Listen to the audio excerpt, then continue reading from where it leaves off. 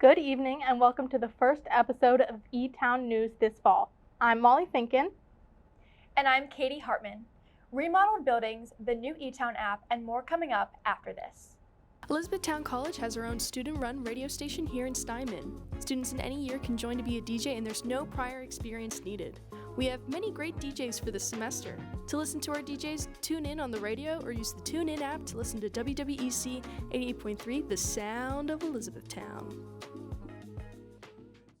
Returning students, it's time to get rid of the Etown Jays app.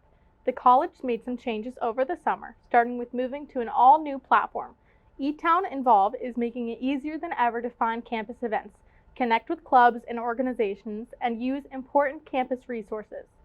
All you have to do is download Modern Campus Involve from the App Store. Then, students can select Elizabethtown College and start engaging. If you're a returning Blue Jay, you've probably noticed some big changes on campus. The marketplace underwent major renovations over the summer. Crews repainted many of the walls, along with replacing the lighting and flooring. The two dining areas also got new tables, chairs, and booths. The capacity will remain the same, seating around 400. According to the college, the redesigned seating areas will better support creating stronger connections among students, faculty, and staff. The Brinzer Lecture Room in Steinman also got a new look over the summer. The space has been renovated with new seats and tables, along with removing the projection booth in the back. Technological updates were installed as well. The room is used by both classes and clubs around campus. Tomorrow is a great opportunity for students to get a taste of what Etown has to offer. The J Play Day and Club Fair is returning to the Bauer Center Fieldhouse from 2 to 5 p.m. There will be mini golf, caricatures, a photo booth, and yard games. Also, clubs and organizations will be present to talk to interested students. You can visit their tables and learn more about all the groups on campus. All grades are welcome, so stop by and find out how you can get involved. He's performed in New York City, Chicago, Los Angeles, and now he's coming to Etown. Comedian Jabron Salim will be performing in the Cab this Saturday from 8 to 9 p.m. The self-described late bloomer blends culture and comedy into his routine, which has been featured on MTV. The event is free to all Blue Jays with a valid student ID. It's sure to be a riot, so don't miss out. Next Wednesday, the 10th, is Mental Health Awareness Day at Etown. As part of Suicide Prevention Week, there's a full day of activities scattered all over campus. Information about support groups on and off campus can be found at the tabling session in the BSC concourse from noon to 1 p.m. Then later, from 4:30 to 6:30 p.m., come over to the Bauer Center Upper Lounge. K-Pets is bringing therapy dogs for Etown, students to hang out with and relieve some stress. Now here's Amelia Rendzak with your weekly sports update. Thanks, Molly. Women's sports are starting off the season with a bang. Women's volleyball came up with 2 wins on Friday, beating York 3-1, and later Penn State Mont Alt 3-0. In the York game, senior Angela Oyment stood out with a whopping 38 assists. Sophomore Lucy Stanek had an impressive 19 kills, and she wasn't done yet. Stanek bested her own number in the next game with 25 kills against Penn State Mont Alto. The next game is tonight at 7 at Messiah.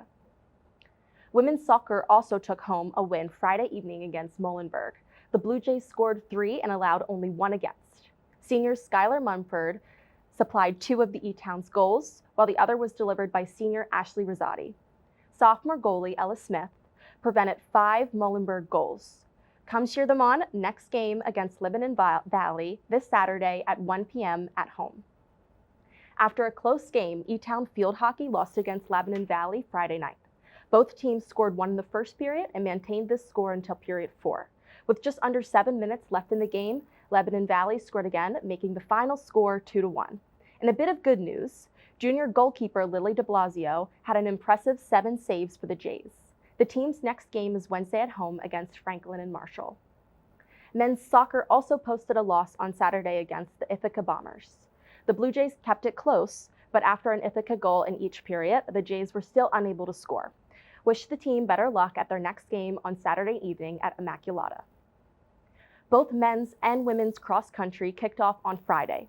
These women's team came in second of 3 teams with 41 points. The Blue Jays were led by sophomore Addison Klein with a time of 12:23.7. followed by senior Gwen Young in 5th at 12:46.3.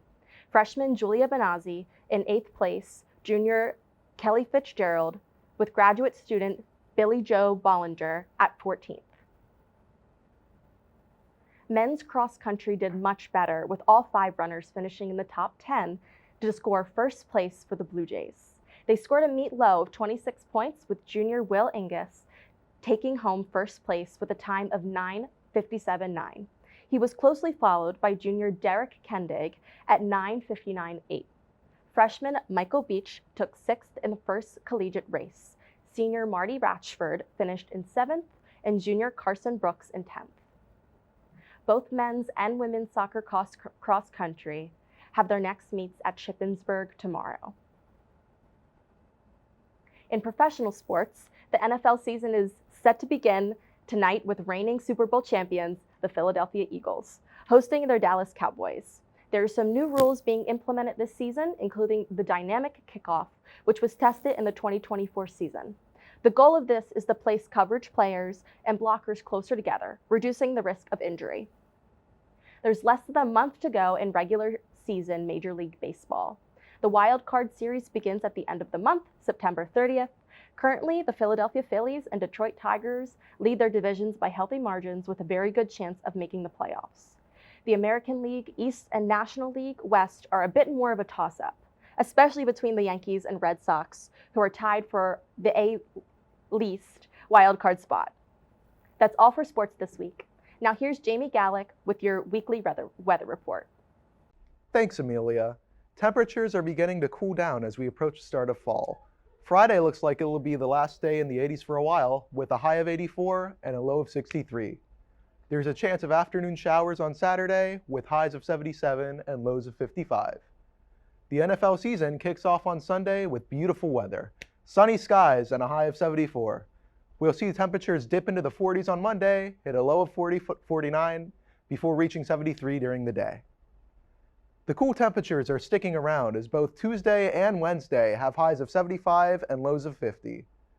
That's it for this week's Weather Watch. I'm Jaime Gallick. Back over to you, Katie. President Trump has revealed the newest recipient of the Presidential Medal of Freedom. Announced in a Truth Social post, former New York City Mayor Rudy Giuliani will be awarded the highest civilian honor.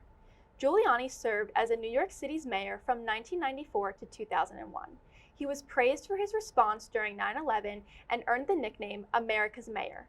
More recently, he served as a legal counsel for Donald Trump's failed 2020 campaign.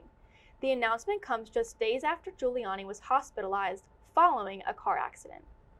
More than 800 are dead in Afghanistan following a magnitude 6 earthquake last Sunday. Rescue teams are searching for survivors outside of Jalalabad. Homes have been destroyed, hospitals are overrun, and food supply is low. Both the Afghan Public Health Ministry and the Taliban are calling for international relief. Afghanistan is prone to earthquakes as they lay on several fault lines. Pennsylvania is now 2 months late to turn in its state budget. The fiscal year began on July 1st, but Democrats and Republicans have been unable to agree on a figure. Governor Shapiro proposed a $51.5 billion budget, which would be the largest in the state's history if passed. Republicans advanced a $47.6 billion budget, likely to be denied by Democrats. Until both sides can come to an agreement, public schools, transit, and other government programs will face funding cuts. This past weekend, celebrity chef and reality TV personality Gordon Ramsay shared that he was diagnosed with skin cancer. Thankfully, it has already been removed. Saturday, Ramsay shared photos to Instagram, one of which showed a bandage covering a large portion of his face. Another showcased a couple stitches where the basal cell carcinoma was removed. The Michelin star chef used this as an opportunity to remind his followers of the importance of using sunscreen. Oscar-nominated actor Graham Greene has passed away at 73. The actor had a lengthy Hollywood resume, including roles in The Last of Us, Reservation Dogs, and Maverick. He was best known, however, for his role in 1990 blockbuster Dances with Wolves. Greene received an Oscar nomination for Best Actor in a Supporting Role for this film. SAG-AFTRA praised Greene on X as a proud member of the Oneida Nation and a pioneer for Indigenous representation. The statement provided by Green's agent attributes his death to a lengthy illness. He leaves behind his wife, his daughter, and his grandson. That's all for this week, Jays. Be sure to follow us on Instagram and Facebook at ECTV40 for all the latest updates on our shows. I'm Katie Hartman. And I'm Molly Finkin. Have a great week, and remember to Take flight, Etown!